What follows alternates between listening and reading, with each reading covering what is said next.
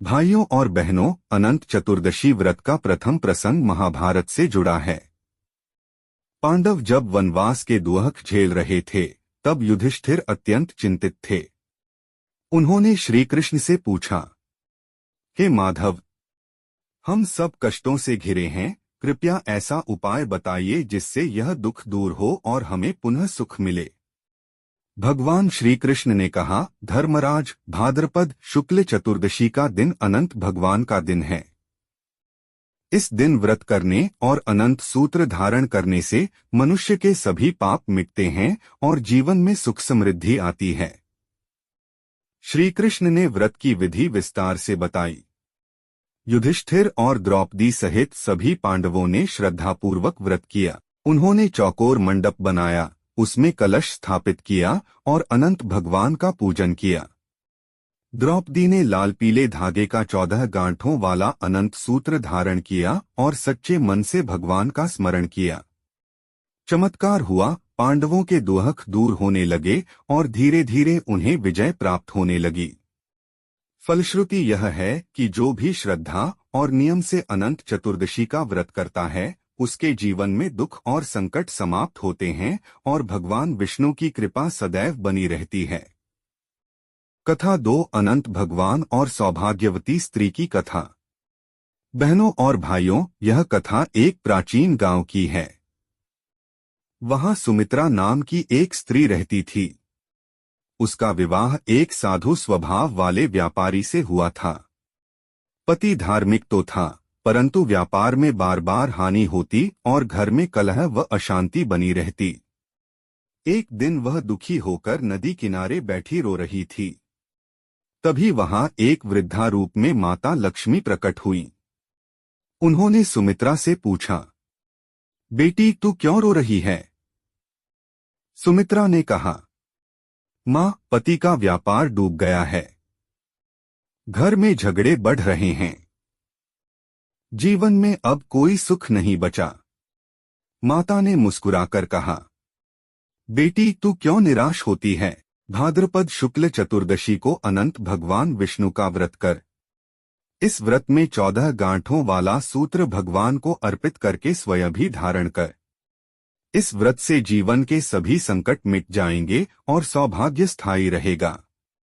सुमित्रा ने माता की बात मानकर अगली चतुर्दशी को घर सजाया।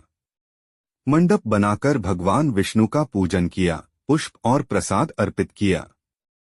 फिर पीले और लाल धागे से बना 14 गांठों वाला सूत्र धारण किया और प्रण किया, हे अनंत भगवान, जब तक जीवन है यह व्रत करती रहूंगी। उस दिन के बाद उसके पति के व्यापार में अचानक लाभ होने लगा। घर की कलह दूर हो गई और शांति स्थापित हो गई। लोग कहते थे, सुमित्रा के घर में अनंत भगवान का वास है। वह प्रतिवर्ष श्रद्धापूर्वक यह व्रत करती रही और अंत समय तक भगवान की कृपा से सुखी जीवन व्यतीत किया। फलश्रुति जो स्त्री इस व्रत को करती है, उसके सौभाग्य में वृद्धि होती है, पति पत्नी का संबंध मधुर होता है और घर परिवार में कभी दरिद्रता नहीं आती। कथा 3, अनंत चतुर्दशी और दरिद्र ब्राह्मण की समृद्धि। भाइयों और बहनों, यह कथा प्राचीन समय की है। एक नगर में सुदामा नाम का ब्राह्मण रहता था। वह अत्यंत धर्मपरायण, सत्यवादी और दयालु था, किंतु उसका जीवन निर्धनता से घिरा हुआ था। उसकी पत्नी सीता साध्वी और पतिव्रता थी, किंतु घर की तंगी देखकर अक्सर मन ही मन व्याकुल रहती थी। एक बार भाद्रपद शुक्ल चतुर्दशी के दिन ब्राह्मण सुदामा वन में जलाने की लकड़ियां बीनने गया। तभी मार्ग में उसे एक वृद्ध तपस्वी ऋषि मिले। उनके नेत्रों में तेज था, मुख पर करुणा की झलक और शरीर पर जटाओं से बनी छाया। ऋषि ने पूछा, वत्स, तुम इतने दुखी और थके क्यों दिखाई देते हो? सुदामा ने विनम्र भाव से कहा, गुरुदेव, मैं निर्धन हूँ। परिवार भूख और संकट से जूझ रहा है। दिन भर श्रम करता हूँ, फिर भी अन्न का एक दाना बड़ी कठिनाई से जुटा पाता हूँ। ऋषि ने प्रसन्न होकर कहा, वत्स, आज भाद्रपद शुक्ल चतुर्दशी है। यह दिन अनंत भगवान विष्णु की उपासना के लिए विशेष माना गया है। यदि तुम और तुम्हारी पत्नी नियमपूर्वक व्रत करो, अनंत सूत्र धारण करो और सच्चे मन से अनंत भगवान की पूजा करो तो तुम्हारे समस्त कष्ट मिट जाएंगे। ब्राह्मण ने हाथ जोड़कर कहा, गुरुदेव हमें इस व्रत की विधि बताइए। ऋषि ने विस्तार से कहा, शुद्ध जल से स्नान कर चौकोर वेदी बनाओ, उस पर कुशा का आसन बिछाओ, अनंत भगवान का कलश स्थापित करो, फिर 14 गांठों वाला धागा केसर और हल्दी से रंगकर भगवान को अर्पित करो और परिवार सहित उसे धारण करो। इस व्रत से दरिद्रता दूर होती है और सौभाग्य स्थायी होता है। सुदामा घर आया और पत्नी सीता के साथ श्रद्धापूर्वक व्रत की तैयारी करने लगा। उसने चौकोर मंडप सजाया, पुष्प चढ़ाए और दीपक जलाया। फिर पूरे परिवार ने अनंत भगवान का स्मरण कर सूत्र धारण किया। उस दिन से घर में परिवर्तन होने लगा। खेतों में अन्न उगने लगा, रोग और दुख दूर होने लगे और परिवार में सुख शांति का वास हो गया। धीरे धीरे सुदामा नगर का आदरणीय ब्राह्मण बन गया। उसने कभी भी उस व्रत को छोड़ा नहीं और हर वर्ष श्रद्धापूर्वक अनंत चतुर्दशी का व्रत करता रहा। फलश्रुति जो कोई भी इस व्रत को सच्चे मन और भक्ति से करता है, उसके जीवन से दरिद्रता मिटती है, परिवार में समृद्धि आती है और विष्णु भगवान की अनंत कृपा बनी रहती है। कथा 4 गंगा तट की गृहिणी और अनंत सूत्र। भाइयों और बहनों, अब मैं आपको सुनाता हूं एक साधारण गृहिणी की कथा, जिसने अनंत चतुर्दशी के व्रत से अपना जीवन बदल डाला। प्रारंभ। बहुत समय पहले गंगा नदी के किनारे एक छोटा सा गांव था। वहां एक गृहस्थ दंपत्ति रहते थे, रामदास और सावित्री। रामदास मेहनत तो बहुत करते थे, लेकिन धन कभी नहीं टिकता था। घर में अक्सर कलह रहती थी। सावित्री बहुत दुखी रहती थी, लेकिन उसका विश्वास भगवान विष्णु पर अटूट था। व्रत की प्रेरणा। एक दिन गंगा तट पर सावित्री ने कुछ औरतों को देखा। वे बड़ी श्रद्धा से भगवान विष्णु की मूर्ति के सामने 14 पकवान रखकर पूजा कर रही थीं। उनके हाथों में 14 गांठों वाला अनंत सूत्र बंधा था। सावित्री ने जाकर पूछा, बहनों आप कौन सा व्रत कर रही हैं? स्त्रियों ने कहा, बहन यह अनंत चतुर्दशी का व्रत है। इसे करने से परिवार में सुख शांति आती है, दरिद्रता दूर होती है। व्रत का पालन। सावित्री ने निश्चय किया, अब मैं भी यह व्रत करूंगी।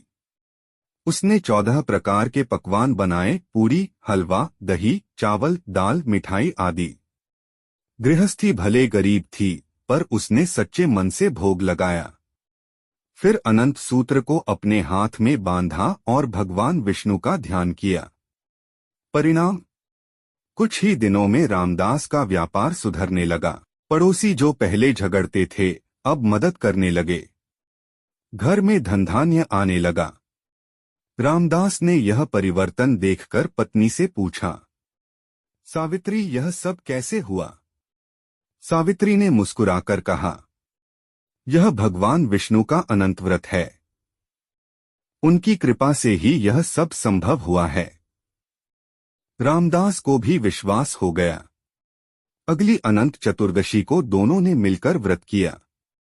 सुख समृद्धि, धीरे धीरे उनका घर समृद्ध हो गया। गांव में लोग कहते, सावित्री और रामदास का जीवन तो भगवान विष्णु की कृपा का उदाहरण है।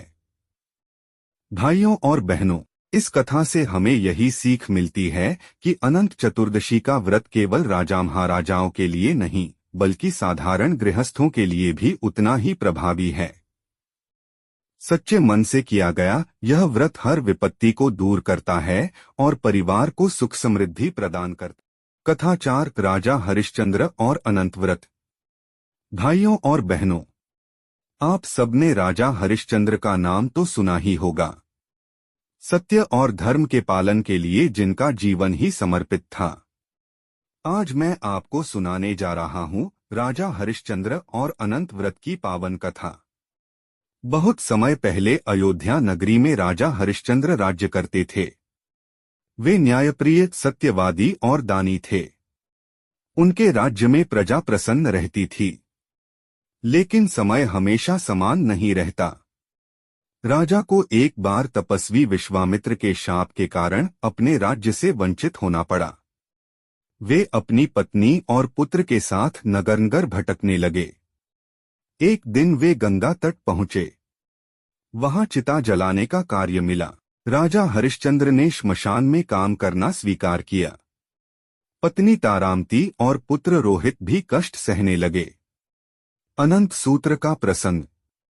एक दिन गंगा तट पर संतों ने अनंत चतुर्दशी का व्रत करते देखा। तारामती ने जाकर उनसे पूछा, महाराज, यह कौन सा व्रत है? संत बोले, बेटी, यह भगवान विष्णु के अनंत स्वरूप का व्रत है। इसे करने से दुख मिटते हैं और जीवन में सुख शांति आती है। तारामती ने तुरंत निर्णय लिया कि वह यह व्रत करेगी। उसने 14 पकवान बनाए, पत्तलों में सजाए और अनंत सूत्र धारण किया।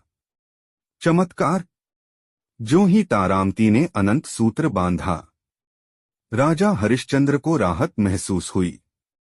अचानक श्मशान का भार हल्का हो गया। उनके हृदय में शांति उतर आई। संतों ने कहा, राजन, यह आपकी धर्मपत्नी की आस्था का फल है। अनंत चतुर्दशी का व्रत करने से जीवन में चाहे कितनी भी कठिनाई आए, भगवान विष्णु की कृपा अवश्य मिलती है। पुनः राज्य प्राप्ति। कुछ समय बाद विश्वामित्र ऋषि का क्रोध शांत हुआ।